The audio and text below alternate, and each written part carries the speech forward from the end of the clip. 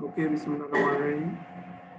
अस्सलाम वालेकुम। इस सेशन में हम एक ट्रेनिंग जो विजिटिंग फैकल्टी के लिए और जो हमारे अपने न्यू जो फैकल्टी में एडिशंस हैं, न्यू मेंबर्स के लिए एक सेशन में और सर फारस जो है उन्हें तरतीब दिया है। इसमें जो है हमारे पास 5 सेशन हैं। कोर्स आउटलाइन से हम स्टार्ट करेंगे। इसके बाद हम कोर्स आउटलाइन के बाद एग्जामिनेशन यानी क्वेश्चन पेपर पैटर्न को देखेंगे। इसके बाद फिर हम रिजल्ट्स की एंट्री और इसी तरीके से फिर सर्वे फॉर्म्स और लास्ट में जो है किस तरीके से फॉर जो विजिटिंग फैकल्टी है किस तरीके से जो है वो अपने रेमुनरेशन जो है वो फिल करेंगे। तो मैं सर फारस को भी वेलकम करता हूँ, वो हमारे बायोमेडिकल के कोऑर्डिनेटर हैं डिपार्टमेंट के। जी सर फारस, आप कुछ कहना चाहेंगे? वालेकुम अस्सलाम। नहीं सर, बिस्मिल्लाह कर रहे हैं आप। Very much sir. ओके, बिस्मिल्लाहिर्रहमानिर्रहीम। अस्सलाम वालेकुम। इस सेशन में हम एग्ज़ाम के बारे में जानेंगे और इससे पहले हम कोर्स आउटलाइन के सिलसिले में एक सेशन जो है वो कर चुके हैं। उसी कोर्स आउटलाइन को आगे बढ़ाते हुए हम जो है वो मार्क्स एंट्री जो है उसको करते हैं। इसके लिए हम जो है वो CMS में लॉगिन करेंगे। जो क्रेडेंशियल्स प्रोवाइड किए गए हैं उनकी मदद से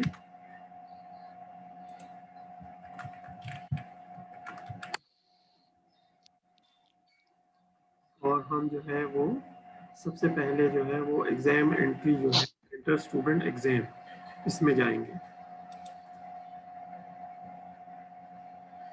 जब हम एंटर स्टूडेंट एग्ज़ाम में जाएंगे तो पहली दफ़ा में जो है हम लास्ट टाइम टेलीमेडिसिन जो है सेशन उसमें हमने टेलीमेडिसिन की कोर्स आउटलाइन जो है उसको प्राइमरली जो है वो फोकस किया था। अभी हम इसी सिस्टम टेलीमेडिसिन को ही फोकस करते हुए आगे बढ़ेंगे। तो मार्क्स सेट करने पड़ेंगे हमें सबसे पहले। जब हम मार्क्स सेट में जाएंगे तो इसमें अब हमें जो है सबसे पहले जो डिवीज़न की गई है मार्क्स की 100 मार्क्स की उसको कोर्स आउटलाइन से पहले समझना होगा। तो सबसे पहले जो कोर्स आउटलाइन है उस पर चले जाते क्योंकि इसकी रिक्वायरमेंट जो है वो कोर्स आउटलाइन है। जब हम कोर्स आउटलाइन जो है उसको ओपन करेंगे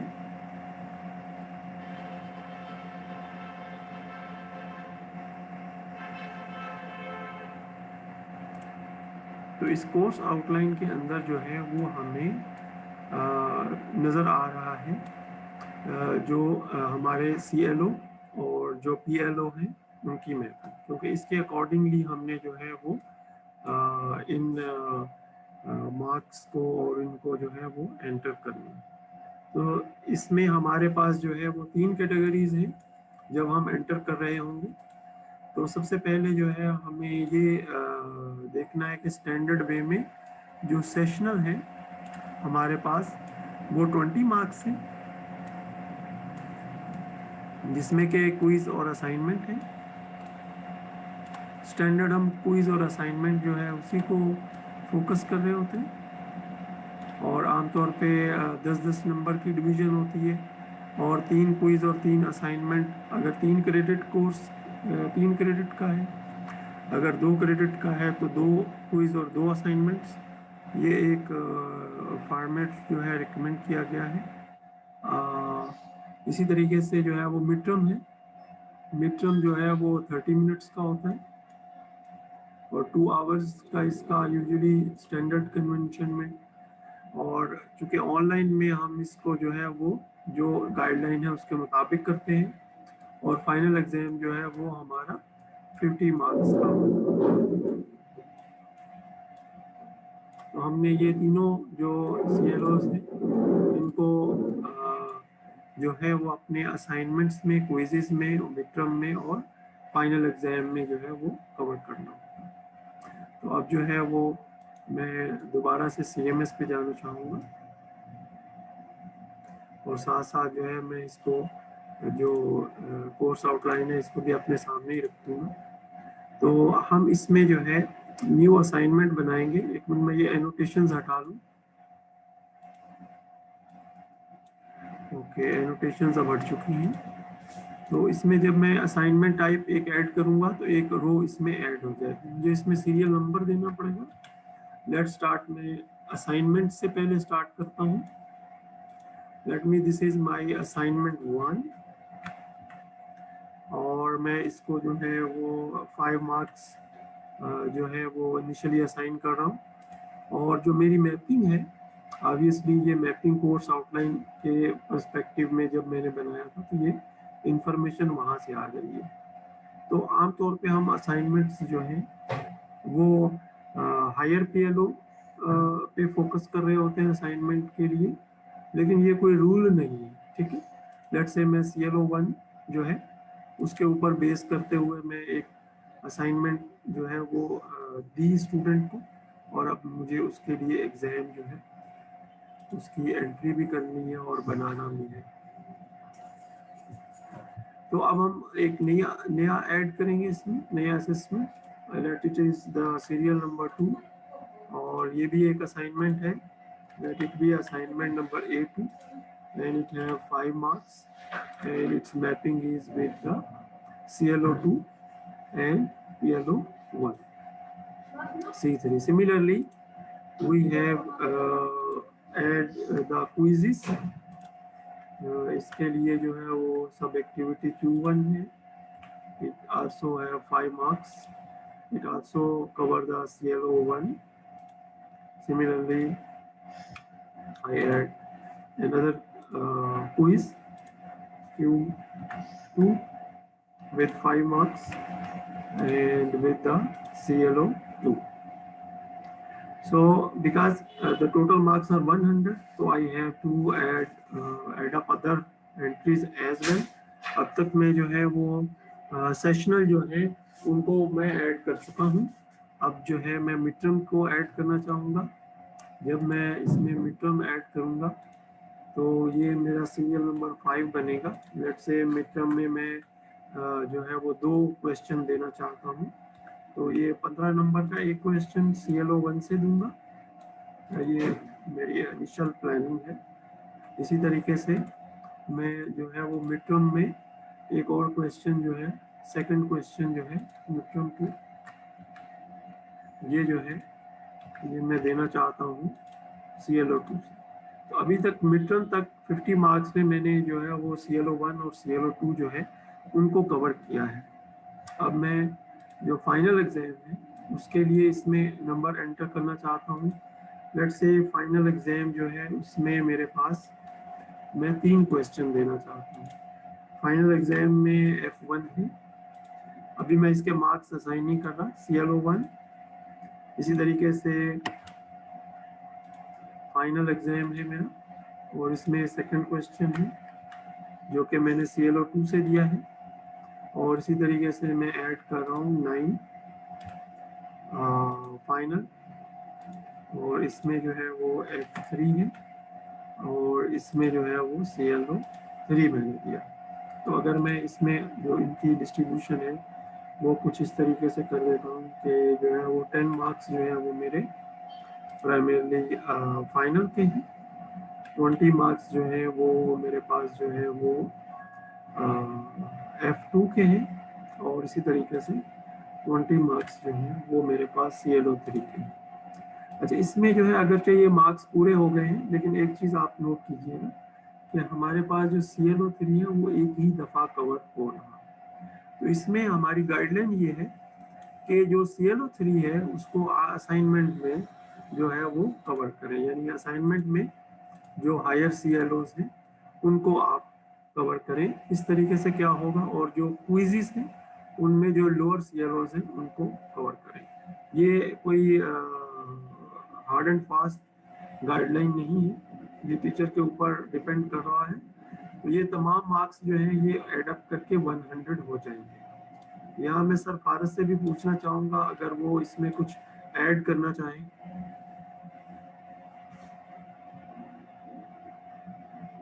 जी सर फारस। No sir, no sir.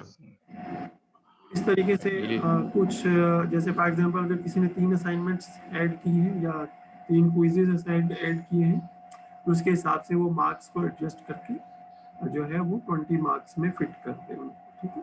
अच्छा, बास कोर्सेज 1 क्रेडिट आवर के हैं, अगर वो चाहे तो वो 1 क्रेडिट के हिसाब से एक असाइनमेंट और एक क्विज भी ले सकते हैं डिपेंडिंग अपॉन देयर जो भी मॉडल उन्होंने।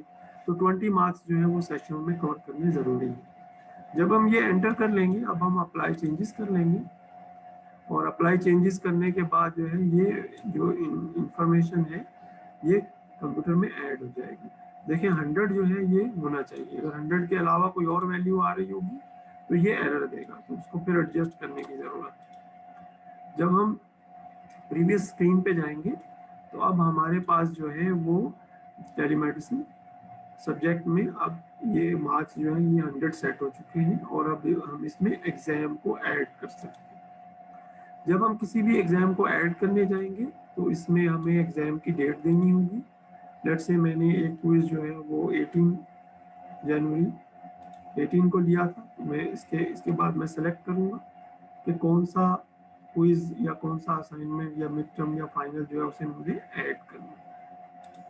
Let's say it is a quiz 1, और जब मैं इसको ऐड करूँगा तो अब मेरे पास जो है जो स्टूडेंट्स इसमें रजिस्टर्ड हैं उनके अगेंस्ट जो है वो टोटल मार्क्स जो उन्होंने ऑब्टेन किए हैं उनकी वैल्यू आ जाएगी। जब मैं इसमें ये वैल्यूज पुट कर दूंगा और उसके बाद मैं अप्लाई चेंजेस कर दूंगा तो ये रिजल्ट का एक हिस्सा जो है वो ऐड हो जाएगा। इसी तरीके से बाकी तमाम के तमाम जो रिजल्ट्स हैं वो इस ऐड ऑप्शन के थ्रू जो है हम ऐड करेंगे। तो ये तमाम जो रिजल्ट्स हैं ये हमें बनाने पड़ेंगे। बाज़ दफ़ा हमारे पास अगर कहीं हमने एक रिज़ल्ट ऐड किया है और वो हम रिवाइज करना चाह रहे हैं तो उसका ऑप्शन भी है, आप उसको शीट को वैल्यू को चेंज कर सकते हैं और दोबारा अप्लाई चेंजेस कर सकते हैं, या उसको डिलीट करके दोबारा से आप उसको बना सकते हैं। तो ये ऑप्शन जो है ये इसके अंदर टीचर्स के लिए मौजूद है। अब इसके बाद जो है वो मैं एग्ज़ाम की तरफ जाना चाहूँगा कि जब हम एग्ज़ाम बनाते हैं तो उसमें CLO PLO किस तरीके से मेंशन होता है और किस तरीके से इनकॉर्पोरेट होता है। इसके लिए मैं आपको जो है वो जो पहले से असेसमेंट में बना चुका हूँ वो उसके बारे में बताना चाहूँगा। अगर ये सेटअप जो है ये क्विज और असाइनमेंट का ये हम LMS के थ्रू मैनेज करते हैं, और LMS जो है उसमें क्विज का ऑटोमेटिक चेकिंग का ऑप्शन भी मौजूद है। अब हम उसको भी रिव्यू करेंगे। अभी मैं असाइनमेंट को यहाँ से फॉर एग्जांपल इन असाइनमेंट 1 इसमें एक फॉर्मेट भी है हमारे पास, अगर हम वर्ड पे इसको बना रहे हैं तो इसका कुछ इस तरीके से फॉर्मेट है। फॉर्मेट आपको कोऑर्डिनेटर प्रोवाइड कर देंगे, उनके पास ये इंफॉर्मेशन मौजूद है। इस तरीके से स्टूडेंट अपनी इंफॉर्मेशन एंटर करेंगे। ये असाइनमेंट 1 है, ये कोर्स है जो कोर्स कोड और उस कोर्स का टाइटल है। इसी तरीके से ये अनाउंसमेंट डेट है और ड्यू डेट है। टोटल मार्क्स लिखे हुए हैं, ऑब्टेन टीचर नेम है, अगर आप चाहे तो अपना टीचर नेम खुद डाल सकते हैं। सबसे पहले जो है ये एक हेडर ज़रूरी होगा ताकि ये पता चल जाए कि ये जो है ये कहाँ से प्राइमरी किस CLO के अगेंस्ट जो है ये मार्क्स जो है ये एंटर हो। इसमें जो है जो क्वेश्चन एक दिया गया है इसमें apply the fundamental knowledge of network articulate, जो भी आप क्वेश्चन देना चाह रहे हैं असाइनमेंट में। आमतौर पे असाइनमेंट में एक से ज़्यादा क्वेश्चन होते हैं, लेकिन बाज़ दफ़ा असाइनमेंट्स जो है वो इस तरीके से होती हैं कि स्टूडेंट को काफ़ी वर्कआउट करके उसका सोल्यूशन बनाना पड़ता है, तो वो एक प्रॉब्लम भी हो सकती है। तो इसको यूजुअली हम 10 मार्क्स के अगेंस्ट जो है वो इक्वेट करते हैं। फिर मार्किंग के बाद हम उसको स्केल करके जो है वो रिजल्ट को एंटर करते हैं। तो ये एक चीज़ याद रखिएगा, जब भी आप कोई असाइनमेंट दें तो असाइनमेंट जो है वो इस तरीके से होनी चाहिए कि अगर उसमें फॉर एग्जांपल आपने जो मार्क्स की डिवीजन है वो 10 पे स्केल हो तो बहुत अच्छा है। फिर 10 की जो पॉइंट्स हैं ये फिर जो है ये स्केल होके ऐड होंगे CMS में। ठीक है। तो इस तरीके से हेडर ज़रूरी है। हेडर का जो है वो स्टार्टिंग ClO2 से है, ये ClO है, ClO2 है, और इसमें जो कोऑर्डिनेटिव लेवल C3 है और ये अप्लाइंग है। इसी तरीके से जो PlO1 को ये मैप कर रहा है, और ये इंजीनियरिंग नॉलेज। अगर मैं कोर्स आउटलाइन पे जाता हूँ तो आप ClO2 देखिए, ClO2, ये PlO1 इंजीनियरिंग नॉलेज है ये, और C3 अप्लाइंग। इन्हीं चीज़ों को जो है वो यहाँ पे असाइनमेंट के अंदर एक हेडर के फॉर्म में जो है वो दिया गया। तो इस तरीके से क्विज के ऊपर भी हेडर आएगा, मिड टर्म के ऊपर तमाम क्वेश्चंस में हेडर आएगा, और इसी तरीके से जो है वो हेडिंग जो है वो मेंटेन करनी पड़ेगी। ये पाकिस्तान इंजीनियरिंग काउंसिल की रिक्वायरमेंट। इसी तरीके से मैं जो है वो मिड असाइनमेंट, जो अभी हमने मिड एग्जामिनेशन जो है वो दिया है, उसमें अगर आप देखें तो ये जो इसका कोई एज सच फॉर्मेट जो है वो ऑनलाइन में तो नहीं है, ये फॉर्मेट हमने खुद ही बना लिया है। अगर आप चाहे तो इस तरह का फॉर्मेट बना सकते हैं, लेकिन ये ऑनलाइन के लिए। अगर आप जब प्रॉपर जो जमा करवाते हैं एग्जामिनेशन में, उसका एक अलग फॉर्मेट है। तो इसमें भी क्वेश्चन 1 है, इसके ऊपर देखिए आप हेडिंग लगी हुई है, एक हेडर लगा हुआ, ये ClO1 से लिंक है। इसी तरीके से जो है वो स्पेस प्रोवाइड की गई है आंसर के लिए। फिर क्वेश्चन 2 है, ये ClO2 से लिंक है। इसी तरीके से जो है वो क्वेश्चन नंबर 3 है, तो ये जो है ये ClO3 से लिंक है। तो इस मिड टर्म में मैंने 10 मार्क्स जो है वो तीनों ClO से लिए। तो इसका मतलब ये हुआ कि जो मैंने CMS में एंट्री की है, मुझे उसको रिवाइज करने की ज़रूरत पड़ेगी। अगर आप यहाँ देखें तो मैंने यहाँ पे जो है वो मिड टर्म की जो एंट्रीज ऐड की थी, वो ऐड की थी मैंने 15-15 मार्क्स के साथ। तो अब मैं इनको जो है वो चेंज कर सकता हूँ, और इसमें मुझे एक और एंट्री ऐड करनी पड़ेगी, जो कि मिड टर्म जो है वो 3 के लिए। तो इसमें जो है वो मिड टर्म 3 के लिए एक एंट्री मुझे ऐड करनी पड़ेगी, ताकि जो है वो मैं तमाम, क्योंकि मैंने तमाम CLOs जो है उनको कवर किया है। तो जब मैं इसको अप्लाई कर दूंगा, तो अब अगर आप देखिए तो मेरे पास जो है वो मिड टर्म्स जो है वो भी 3 हो गए हैं, 3 क्वेश्चन हो गए मिड टर्म में। और फाइनल में अभी चूंकि फाइनल एग्जाम मैंने बनाया नहीं है, ये एंट्री मैंने वैसे कर दी है। तो अगर मैं फाइनल एग्जाम में 5 क्वेश्चन देना चाहता हूँ, जो भी उनकी तरतीब होगी जिस CLO के साथ वो मैप कर रहे होंगे 10-10 मार्क्स के साथ, तो ये भी मुमकिन है। मैं यहाँ से एग्जिट होता हूँ, और अब हम जो है वो LMS पे चलते हैं, ताकि क्विज जो है जो फाइनल कंपोनेंट है उसको हम एक दफ़ा देख लें।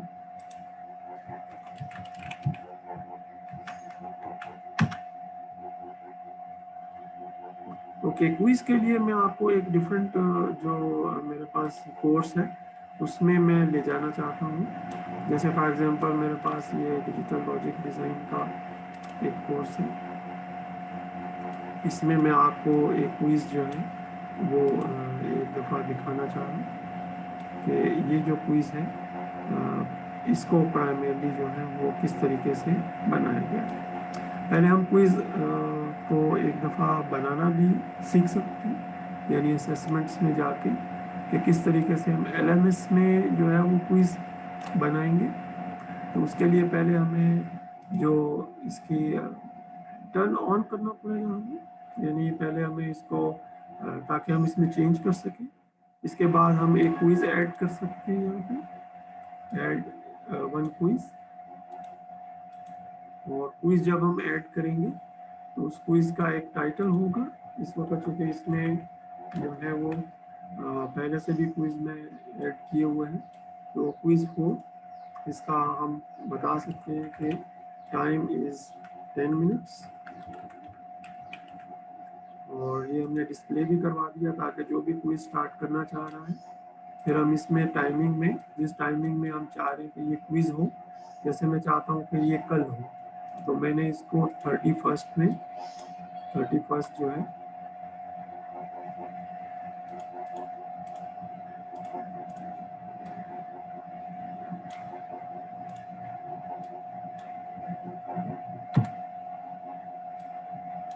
31 जनवरी। कल मैं चाहता हूँ कि ये 10:30 बजे हो, और ये क्विज जो है ये कल 10:30 बजे हो, और ये 10 मिनट का क्विज है। इस तरीके से मैं टाइम पे भी कर सकता हूँ, या अगर मैं टाइम पे ना रखूँ, जब भी स्टूडेंट स्टार्ट करें उनको 10 मिनट मिल जाए।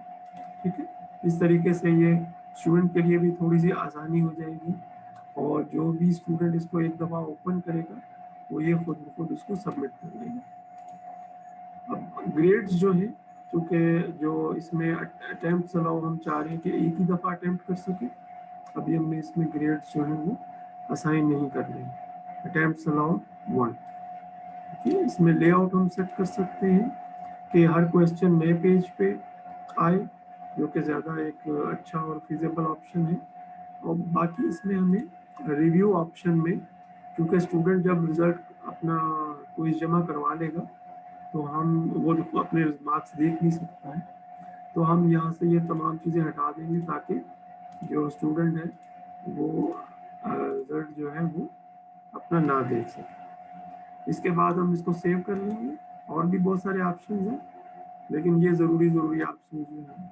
अब इसके बाद क्विज को एडिट करके हम इसमें ऐड कर सकते हैं मुख्तलिफ क्वेश्चन, और जब हम मुख्तलिफ क्वेश्चन ऐड करेंगे मल्टीपल चॉइस कर सकते हैं, मैचिंग कर सकते हैं, शॉर्ट आंसर कर सकते हैं, और इस तरीके से और भी कई ऑप्शंस जो हैं वो अवेलेबल हैं। हम आमतौर पे मल्टीपल चॉइस, ट्रू फॉल्स, और इसी तरीके से शॉर्ट आंसर्स जो हैं इनको प्राइमरीली यूज़ कर रहे होते हैं मोस्ट। अब मैं यहाँ से निकलते हैं, एक जो क्विज हम पहले से जो स्टूडेंट्स को हम दे चुके हैं और उसको देखना चाहेंगे कि किस तरीके से ये हमें नज़र आएगा वंस जब हम क्विज जो है वो कंप्लीट कर चुके होंगे। तो इसमें जो है वो हमें अटेम्प्ट्स नज़र आ रही होंगी जितने स्टूडेंट्स ने इसको अटेम्प्ट किया है। अब अटेम्प्ट्स के ऊपर हम जाएंगे तो ये फिर हमें उस क्विज के अंदर ले जाएगा, और क्विज जो है उसमें जो स्टूडेंट्स ने जो भी हमने मार्किंग सेलेक्ट की होगी उसके अगेंस्ट जो है वो हमें जो डिफरेंट स्टूडेंट्स हैं उनके ग्रेड्स जो है वो खुद ब खुद मार्क करते हुए दिख रहे हैं। कुछ कुछ जो स्टूडेंट्स हैं उन्होंने जब शुरू किया तो वो प्राइमरीली किसी वजह से इंटरनेट कनेक्टिविटी का इशू हो सकता है, जबकि बाकी ज़्यादातर स्टूडेंट्स जो हैं उन्होंने जो है वो एंट्री किए हैं, और कुछ स्टूडेंट जो है वो मार्क्स जो है वो कुछ एंट्री कर चुके हैं, कुछ के वो नहीं कर पाए। तो यहाँ से हम रिजल्ट कंपाइल करके और उसको स्केल करके फिर हम CMS में एंटर कर सकते हैं। जी सर, फारस आपकी तरफ में आता हूँ, कोई ऐसी चीज़ जो आप बताना चाह रहे हो सर? सर बस ये है कि इसमें हार्ड कॉपी का सबमिट करने का भी ऑप्शन होता है। अगर बच्चे हार्ड कॉपी सबमिट करते हैं तो अगर वो ऑप्शन इस्तेमाल करते हैं जैसे डिस्क्रिप्टिव क्वेश्चंस की होती हैं तो वो भी आप यूज कर सकते हैं। नॉर्मली हम ज्यादातर वही यूज कर रहे होते हैं। जी सर ने बहुत अच्छी चीज़ बताई, यानी क्विज में हम बच्चों को कह सकते हैं कि वो अपना काम जो है वो करने के बाद जमा करवा दें। जैसे फॉर एग्जांपल ये असाइनमेंट 1 है, इस असाइनमेंट 1 में हमने जो है वो असाइनमेंट टाइप रखा था, तो ये हमने असाइनमेंट 1 दिया हुआ, बच्चों ने सबमिट करते हैं। तो बच्चे जब असाइनमेंट सबमिट कर लेते हैं तो हम उनको व्यू कर सकते हैं। तो ये डॉक्यूमेंट्स जो हैं ये बच्चों ने जमा करवाए हैं, अब हम इनको यहाँ पे ग्रेड कर सकते हैं। यानी अगर हम यहाँ पे क्लिक करेंगे ये डाउनलोड हो जाएंगे, हम मार्किंग करके और इनको हम सेव कर लेंगे। अच्छा, ये इसके साथ साथ पाकिस्तान जो इंजीनियरिंग काउंसिल है कोर्स फोल्डर की रिक्वायरमेंट है। तो कोर्स फोल्डर की रिक्वायरमेंट ये है कि आप जो मार्किंग करें वो सेव भी अपने पास जो है वो करें कुछ कॉपीज़ जो है अपने कोर्स फोल्डर के लिए। वो जो चेक लिस्ट है वो इंशाल्लाह आपसे शेयर कर दी जाएगी कोर्स फोल्डर्स की। तो ये एग्ज़ाम के साथ लिंक इन्फॉर्मेशन है।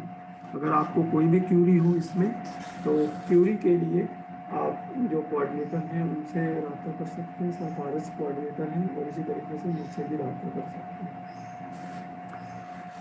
तो इस सेशन के लिए फिर नेक्स्ट सेशन में हम इंशाल्लाह बात करते हैं नेक्स्ट टॉपिक पे। बहुत बहुत शुक्रिया। अस्सलाम वालेकुम रहमतुल्लाहि व बरकातहू। बिस्मिल्लाह रहमान रहीम। अस्सलाम वालेकुम। इस सेशन में हम रिजल्ट्स के बारे में जानेंगे और रिजल्ट के लिए भी हम CMS को ही यूज करेंगे। ओके।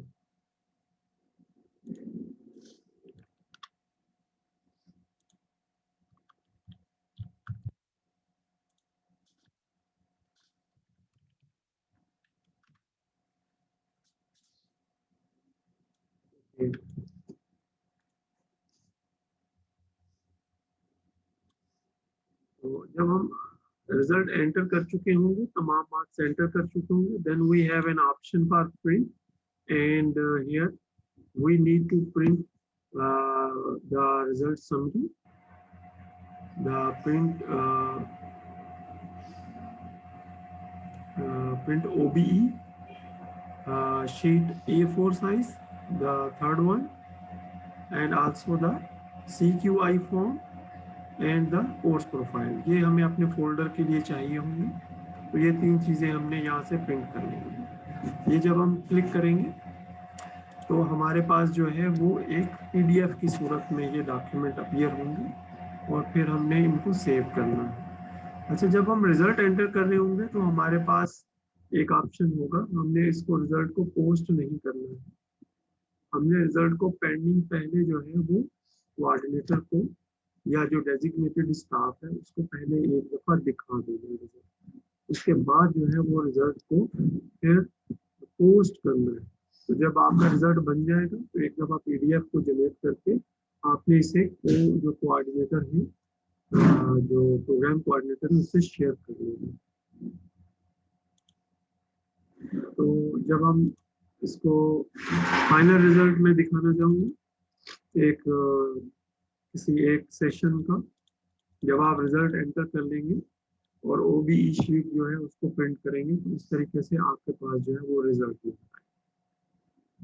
इस रिजल्ट में अगर आप देखें तो जो है CLO1 के नीचे जो है वो CLO1 है और इसी तरीके से उसकी डिटेल है और इसका ये क्योंकि सिस्टम खुद कैलकुलेट करेगा। हमने जो मार्क्स एंटर किए हुए हैं वो असाइनमेंट के, क्विज के, मिड टर्म के और इसी तरीके से फाइनल के एंटर किए हुए। ये जब हम रिजल्ट एंटर कर देंगे तो ये हमें खुद जनरेट करके देगा। इसी में ग्रेड और क्लास में टोटल मार्क्स नजर आ रहे होंगे। हमने ये इंश्योर करना है कि टोटल मार्क्स के अंदर कोई भी रेड लाइन ना हो, क्योंकि अगर कोई रेड लाइन होती है तो वो फिर सिस्टम जो है वो एरर इंडिकेट। उसका तरीका ये है कि हम किसी एक जगह पे जो हमारे पास चंद मार्क्स की जो फैसिलिटी होती है वो प्राइमरीली यूज करते हुए हम वहाँ पे 1 या 2 नंबर ऐड करके उसको हम उस रेड साइन से निकाल लेते हैं। इसी तरीके से अगर आप देखें कहीं पे आपको ब्लैंक स्पेस नजर आ रही है, ब्लैंक स्पेस का मतलब है कि ये जो पर्टिकुलर स्टूडेंट था इसने ये जो प्राइमरी प्रेजेंटेशन और रिपोर्ट जो है ये सबमिट नहीं करवाई। तो इस सेंस में जब कोई जमा नहीं करवाए तो उसमें 0 नहीं लिखना है, उसको एम्प्टी छोड़ दें। इससे पता चल जाएगा कि ये जो है ना ये अपीयर ही नहीं हुआ है। हाँ, अगर किसी के 0 मार्क्स आए हैं तो फिर आप 0 एंटर करेंगे। इसमें आपको कहीं कहीं रेड लाइनें भी नजर आ रही है। ये वो स्टूडेंट है जो एक पर्टिकुलर जो CLO है, कोर्स लर्निंग आउटकम है, उसको ये अचीव नहीं कर पाए। तो अगर इनकी तादाद जो है वो किसी कोर्स में ज्यादा हो जाती है तो फिर जो है वो हमें इसके बारे में जो है वो कोऑर्डिनेटर को बताने की जरूरत है। और इसी तरीके से नेक्स्ट जो पेज होगा उसमें ये ग्राफ हमें नजर आना होगा। ये रिजल्ट के स्टैटिस्टिक्स हैं। इस कोर्स में 21 स्टूडेंट हैं और कोई एब्सेंट नहीं हुआ। इसमें कोई फेलियर केस भी नहीं है। ओके, और 21 स्टूडेंट्स जो है ये क्लियर करते हैं। इसी तरीके से इसमें कुछ स्टैटिस्टिक्स हैं जो कि CLO PLO से रिलेटेड है और इसमें ये बताया गया है कि जो स्टूडेंट जिन्होंने अचीव किया है वो तकरीबन 90% से ऊपर है। कुछ स्टूडेंट ऐसे हैं जिन्होंने अचीव नहीं किया है और उनकी तादाद कम है। हाँ, एक केस में वो 10%। ठीक है, अगर ये जो है वो एक सिग्निफिकेंट वैल्यू होती है, जैसे फॉर एग्जांपल 50%, तो इस सूरत में फिर हमें जो है वो जो रिलेटेड एक्शन है वो लेने की जरूरत है। इसी तरीके से मैं आपके सामने जो है इसका रिजल्ट समरी भी शेयर करना चाहता हूँ। रिजल्ट समरी में जो है वो mid term quiz assignment final और अगर प्रेजेंटेशन और रिपोर्ट दी गई है तो उसके हिसाब से जो है वो आपको मार्क्स की एंट्री नज़र आ रही है और उसके अगेंस्ट जो है वो रिजल्ट्स नज़र आ रहे हैं। इसमें भी अगर आपको कोई रेड लाइन नज़र आए तो उसको एडजस्ट करने की ज़रूरत है। और एक चीज़ जो आपने थोड़ा कोशिश करनी है वो ये है कि हमारे पास जो ग्राफ आना चाहिए वो ग्राफ तकरीबन नॉर्मल जो है वो उसको जो नॉर्मल कर्व होती है उसको तकरीबन मैच करे। जब स्टूडेंट कम होते हैं तो ये थोड़ा सा मुश्किल होता है, लेकिन स्टूडेंट जब ज़्यादा होते हैं तो ये कदरे आसान होता है इसको जो है वो करना है। तो रिजल्ट्स के बाद मैं कोर्स फोल्डर के बारे में बताना चाहूँगा। कोर्स फोल्डर की एक पर्टिकुलर रिक्वायरमेंट थी, इसके लिए जो है वो मैं आपको एक कोर्स फोल्डर जो है इसमें एक कोर्स फोल्डर की एग्जांपल जो है वो दिखाना चाहूँगा।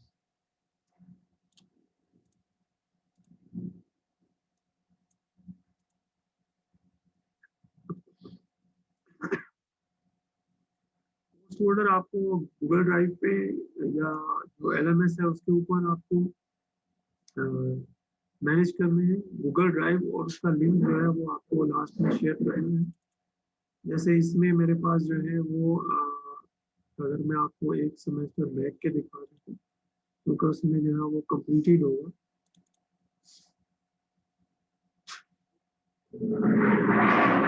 Okay, spring 2020 semester course folders.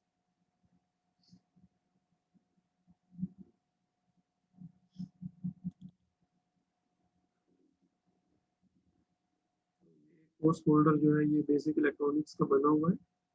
अगर आप इसमें देखें तो आपको जो असाइनमेंट है, assignment one solution, assignment two, similarly assignment two solution, assignment three solution, assignment four solution. इसमें चूंकि मल्टीपल असाइनमेंट्स थे तो उन तमाम असाइनमेंट्स के सोल्यूशन है। फिर फाइनल एग्जाम है, क्योंकि लास्ट टाइम ये कहा गया था कि एग्जामिनेशन डुप्लीकेट में जमा करवाए, यानी सिमराज के 2 जमा करवाए।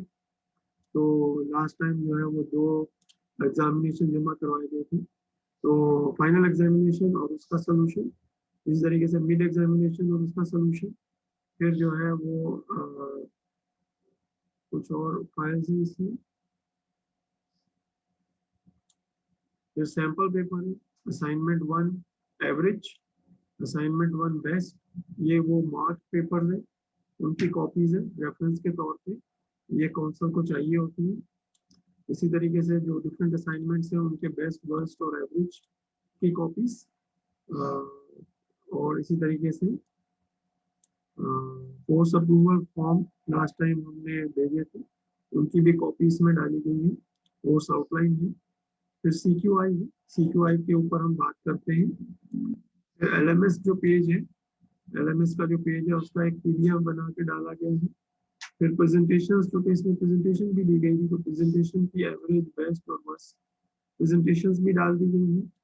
क्विजेज है, क्विजेज का एवरेज, बेस्ट और वर्स्ट ये PDF कॉपी किए गए हैं यहाँ पे। इसी तरीके से रिपोर्ट जो है उसका एवरेज, बेस्ट और जो वर्स्ट है वो यहाँ पे कोर्स फोल्डर के अंदर मौजूद है। तो ये चूंकि रिक्वायरमेंट है पाकिस्तान इंजीनियरिंग काउंसिल की, तो ये हमें मेंटेन करने पड़ते हैं। और ये जो है इसकी चेकलिस्ट जो है वो कोऑर्डिनेटर बताते हैं और फिर हम उसके मुताबिक एक फोल्डर में इन चीज़ों को कॉपी करके और उस फोल्डर का जो लिंक है वो फिर हम शेयर करते हैं कोऑर्डिनेटर के साथ। अब लास्ट में CQI के बारे में बताना चाहूँगा। CQI जो है वो एक इम्पॉर्टेंट कंपोनेंट है, ये भी इसी CMS के अंदर ही हम इसको फिल करते हैं।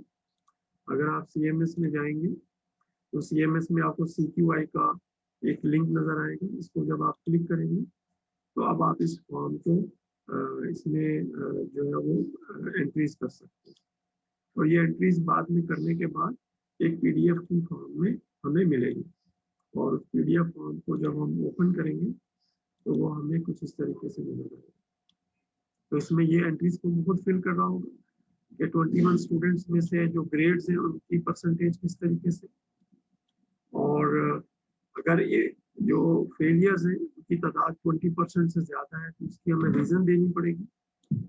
इसमें चूंकि जो मैक्सिमम फेलियर्स हैं वो 10% तक गए, सॉरी, जो इसमें चूंकि फेलियर्स नहीं थे इसलिए नॉट एप्लीकेबल लिखा है।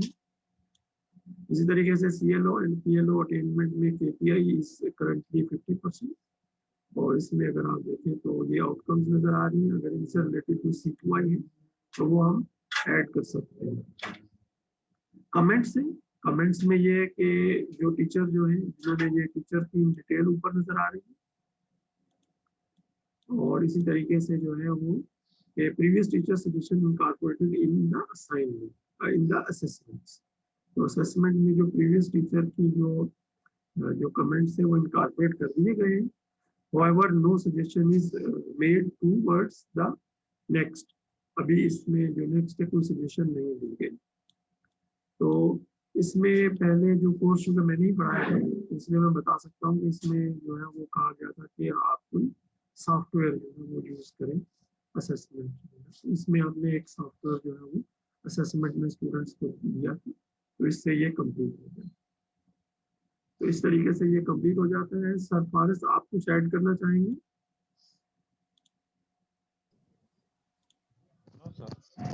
कंप्लीट है। Thank you very much. तो इसके साथ ही ये सेशन कंप्लीट होता है। अस्सलाम वालेकुम रहमतुल्लाहि व बरकातहू।